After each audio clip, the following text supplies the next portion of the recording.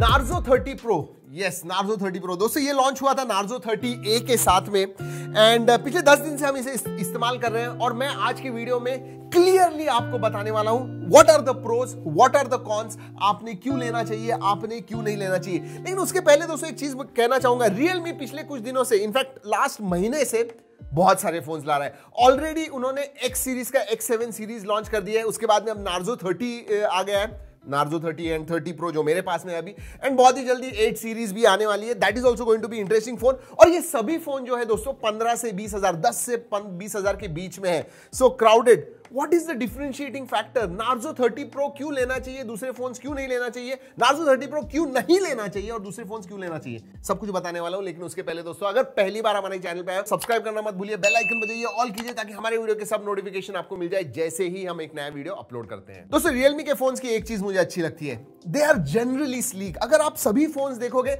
कभी भी आपको ऐसे नहीं लगेगा कि बहुत ज्यादा हेवी फोन हो गया है। So they are generally sleek and Narzo 30 Pro is no different. Design भी मिनिमलिस्टिक है, प्रोफेशनल दिखता है। अगर पीछे की तरफ आप देखोगे फिंगरप्रिंट्स ज्यादा नहीं आते हैं, स्मजेस कभी कभार दिख जाते हैं, अगर आपके हाथ गीले वगैरह हो, पसीना आपके हाथ में आ गया तो दिखता है, बट केस भी आती है। सो डिजाइन के मामले में, इन हैंड फील के मामले में, जैसे सभी Realme फोन्स होते हैं जनरली ज्यादा करके होते हैं, नार्जो 30 Pro भी मुझे अच्छा लगा, very good in hand feel. लेकिन दोस्तों एक चीज आपको बताता हूं, पीछे प्लास्टिक बैक है विच लुक्स लाइक ग्लास। पीछे से आगे की तरफ आते हैं दोस्तों, आगे आपको एक 120 हर्ट्ज का फास्ट रिफ्रेश रेट वाला डिस्प्ले मिलता है, यस। एंड साइज के मामले में it is a perfect size, in fact मैं कहूंगा आइडियल साइज है। जो 6.4 6.5 इंच के होते हैं, that right now is ideal size. क्यों? क्योंकि बेजल्स पतले हो गए हैं तो फोन छोटा हो जाता है। पहले बेजल्स बड़े होते थे तो 6.4 6.5 इंच भी बहुत बड़ी लगती थी, नॉट विद दिस वन। और मेरे एक्सपीरियंस के बारे में अगर बात करूं तो स्वाइप्स, टचेस वगैरह जब मैंने किए, कभी भी हमने ऐसे फ्रेम ड्रॉप नहीं दिखा या फिर फ्रीज हो गया है बीच में या अटक रहा है, ऐसे बिल्कुल नहीं लगा। You really get that 120 hertz fast refresh rate वाला जो एक्सपीरियंस है वो आपको मिलता है। And just to add to that 180 hertz touch sampling rate भी है जो अच्छा है। ब्राइटनेस के मामले में कहूं दोस्तों, पहले जनरेशन के 2 साल पुराने जो Realme के फोन थे उसमें डिस्प्ले जो है IPS LCD डिस्प्ले जो होते थे ब्राइटनेस में कम होते थे, but they have change that, they have listen to the consumers. और ये जो है दोस्तों ब्राइट डिस्प्ले है, बाहर आप सनलाइट में भी इस्तेमाल करोगे अच्छी तरह से सब कुछ आपको दिखेगा। परफॉर्मेंस एक फोन में सबसे ज्यादा इंपॉर्टेंस होता है। इनफैक्ट मैंने पहले भी वीडियो में कहा है कि display, performance and camera, these are the 3 big huge pillars. ये पहले 3 चीजें आपने देखनी चाहिए। डिस्प्ले के बारे में तो मैंने बोल दिया, परफॉर्मेंस के बारे में बात करता हूं दोस्तों। ये चीपेस्ट 5G स्मार्टफोन है, yes, it comes with Dimensity 800U processor जो एक 5G प्रोसेसर है। And I tell you what, this is a 7nm based processor, इसका मतलब पावर एफिशिएंट प्रोसेसर है ये। और अगर मैं रियल लाइफ यूसेज के बारे में बात करूं, Dimensity प्रोसेसर इंडिया में आने से पहले दोस्तों मैं सोच रहा था कि भाई on paper they look really good, वो ट्रांसलेट होगा क्या परफॉर्मेंस रियल लाइफ यूसेज में? एंड 800U के साथ हमने जो टेस्ट किया दोस्तों, मैं सही में कह रहा हूं, मतलब गेम्स वगैरह जब हमने खेले मीडियम टू हाई सेटिंग्स पे बहुत अच्छी तरह से चले थे। वो नो फ्रेम ड्रॉप्स, कभी भी ऐसे नहीं लगा कि स्लो हो रहा है, स्टटर हो रहा है, मतलब जो फ्रेम्स वगैरह हैं वो बीच में गिर जा रहे हैं, नहीं दिख रहे हैं, ऐसे कभी नहीं हुआ। मीडियम टू हाई सेटिंग्स पे आप आराम से गेम्स लॉन्ग सेशंस तक खेल पाओगे, स्पेशली बिकॉज पावर एफिशिएंट भी है तो ज्यादा बैटरी नहीं लेता है। और थर्मल्स के मामले में भी अगर कहूँ, ज्यादा गर्म भी नहीं होता है, मतलब आप आधे घंटे 45 मिनट 1 आवर तक गेम्स कंटिन्यूअसली खेलते रहोगे, thermals pretty good, no problems है। दोस्तों 5G के बारे में बात करते हैं, because this is a 5G phone. 5G अभी आपको चाहिए या नहीं?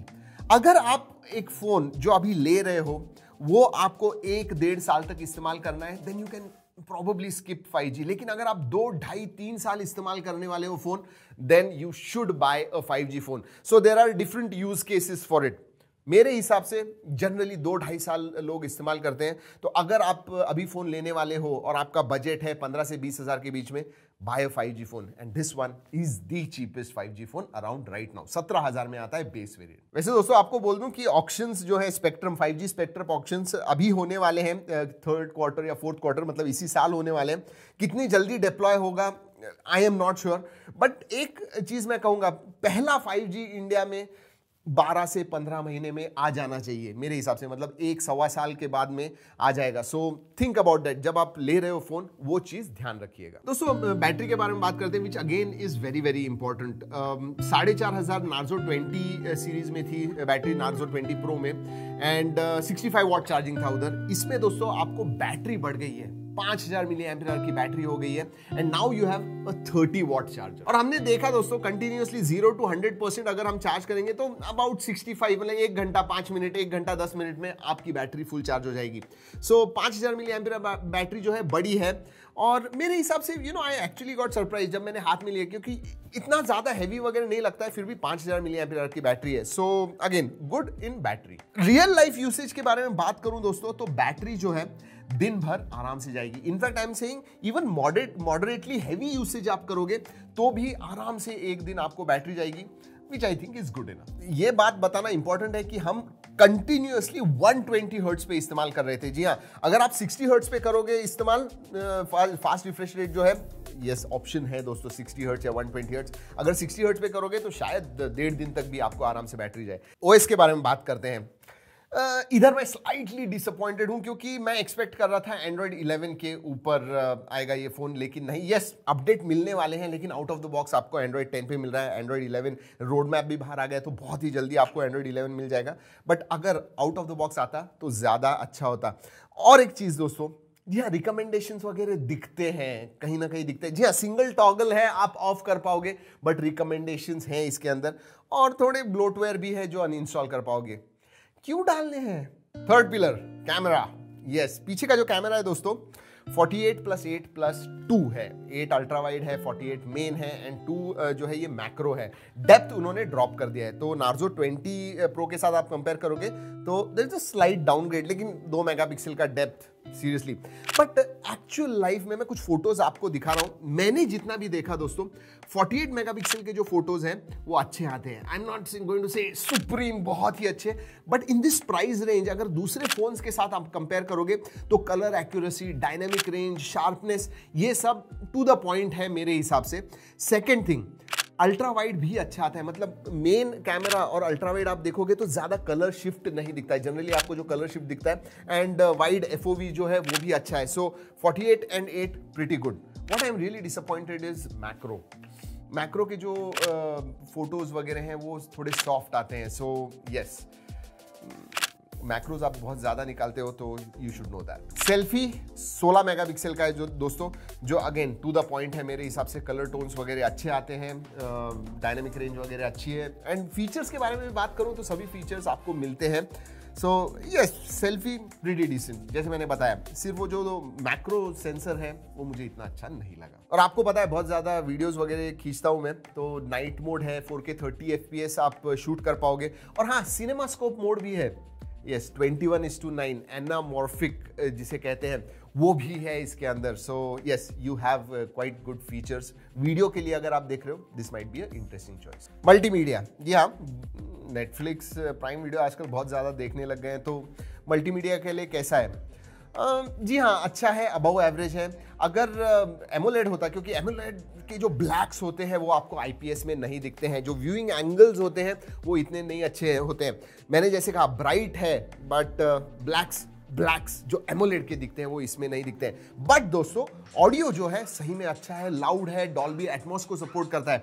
इसीलिए मैंने कहा कि ओवरऑल जो मल्टीमीडिया एक्सपीरियंस है वो अबव एवरेज मैं डेफिनेटली कहूंगा। एमोलेड होता तो बहुत अच्छा होता, लेकिन एमोलेड होता तो प्राइस भी और ज्यादा बढ़ जाती थी। 17,000 में अगेन उस हिसाब से मैं कहूंगा decent multimedia experience. Network reception, जी हाँ, बहुत सारे लोग पूछते हैं कि आजकल फोन के बारे में दोस्तों हम बाकी सब चीजों के बारे में बात करते हैं, कॉल्स के बारे में बात ही नहीं करते हैं, नेटवर्क रिसेप्शन के बारे में बात नहीं करते।